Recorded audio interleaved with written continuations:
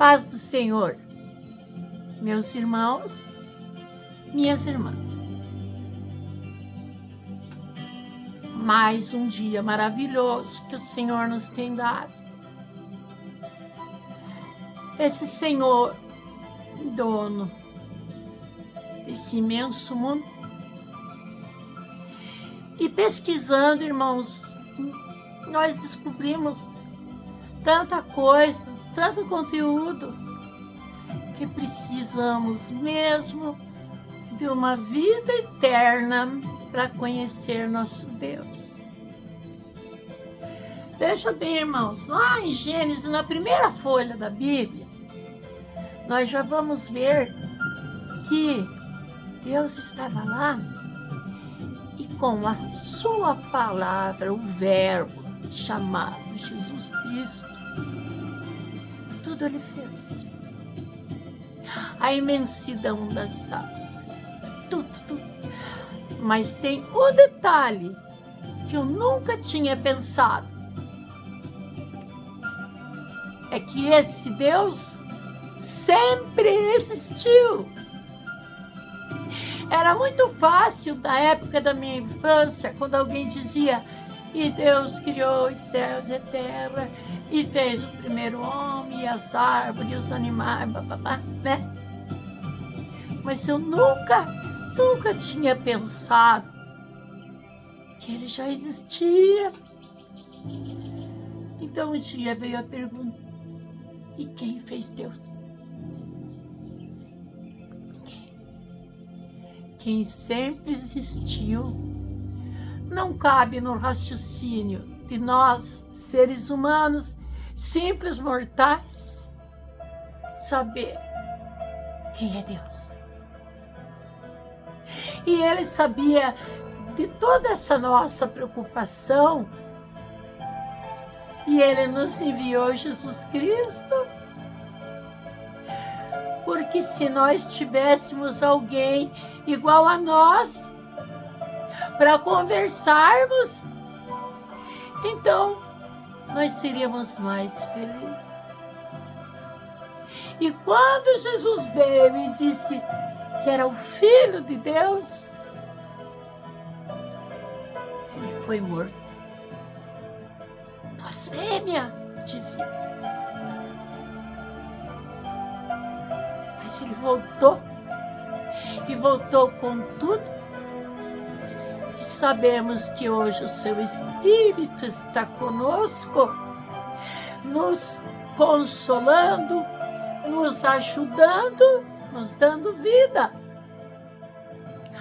A sua promessa continua de pé. Irmãos, eu fico pensando como Deus tentou falar com a humanidade desde os primeiros escritos da Bíblia, da Palavra de Deus, que nos fala que ele tentou conversar mostrando pessoas cheias do Espírito, profetas, mas o povo não cria. Quando o povo andava no deserto, de dia havia uma nuvem protegendo eles, porque o sol era muito quente. E essa nuvem era Jesus Cristo. À noite, o frio era demais no deserto. E havia uma chama de fogo acompanhando eles. E era a palavra de Jesus, aquecendo, esquentando. Várias foram as vezes que o Senhor tentou falar com o homem, mas o homem não dava ouvidos. Teve uma vez que o quarto homem da fornalha se manifestou no meio do fogo, e era Jesus Cristo. Teve uma época da sarça ardente e que foi manifestado, e era Jesus Cristo. Glória a Deus, aleluia! Nós sabemos que nada merecemos, Mas esse Deus está sempre procurando amizade conosco. Está sempre tentando mostrar os seus feitos, a sua força, o seu gênio, o seu amor. Amém, irmãos? Vejam bem, irmãos, eu vi um vídeo essa semana de um fazendeiro que ele tinha um papagaio de estimação e o papagaio de noite não ia mais pousar em casa. E o fazendeiro pensou, eu vou seguir esse papagaio. E ele viu que o papagaio ficava num toco de madeira, tipo um poste abandonado, que havia um buraco no poste. E ele viu o papagaio, estava lá, na porta daquele buraco. E ele chegou lá e disse, você então está ficando aqui de noite? Peraí, eu vou ver o que tem nesse buraco. E o papagaio desesperado não queria nem deixar o dono dele entrar, ninguém podia entrar, e o papagaio bicava. E aquele senhor tirou o papagaio da frente e olhou. E dentro daquele toco haviam 3 gatinhos pequenininhos, recém-nascidos, miando. E o papagaio cuidando como se fosse a mãe dos gatinhos. E acalentava os gatinhos e acalmava. E com medo que o fazendeiro pegasse os gatinhos. Veja quanta coisa Deus faz. O instinto de cuidar, o instinto de proteger, Ele pôs em todas as criações e criaturas. Mas tem muitos que não cuidam, não zelam nem mesmo pela sua própria prole. Que Deus maravilhoso esse nosso. Daí, olhando as estatísticas da guerra lá da Ucrânia e da Rússia, em 2025, 45 mil soldados russos morreram. Jovens pereceram, 45 mil. E na Ucrânia agora, até 2026, 55 mil jovens pereceram. E de toda essa gente o Senhor cuida. De todas essas pessoas que se vêm e que vão e que desaparecem e que nascem, esse Deus toma conta. Que Deus maravilhoso esse nosso. E mesmo quando Jesus veio, morreu, ressuscitou, porque Ele veio para sentir tudo que nós sentimos, passar por tudo que passamos, para compreender melhor nossas dores e para demonstrar o seu amor para conosco. Mesmo depois que Ele foi, voltou à forma antiga. João, o último apóstolo, viu como é que ele ficou. E a Bíblia nos descreve como é que ele ficou. Então, vejam bem, irmãos, lá em Daniel... Bom, antes de eu ler as leituras, eu estava fazendo uma pesquisa do que Deus criou. Quer ver, irmãos? Lembrando das coisas que aprendemos na escola. Nós temos acesso à tecnologia. Queira ou não queira, a tecnologia nos aproxima de Deus. Porque nós aprendemos. O espaço, eu estou falando só do espaço. Ele é feito por planetas, estrelas, satélites,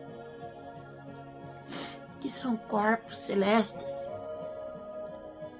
que orbitam, giram,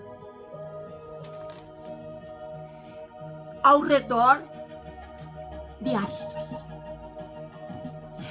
e que possuem gravidade própria, possuem forma quase esféricas. Os satélites, por exemplo, da Terra, O planeta Terra faz parte daqueles que orbitam ao redor. Veja outro detalhe, irmãos, que giram ao redor do Sol. Sabe quantos sóis existem? Os 3 principais sóis. E existe um Sol maior do que o nosso. Existe, irmãos, eu pesquisei. Um Sol que é bem maior do que o nosso. Mais forte. Mas Deus, Ele quis ver o Sol que nós pudéssemos suportar. Que é o nosso Sol, que dá a vida, que faz as plantas crescerem, que faz nós sobrevivermos nessa terra. Né?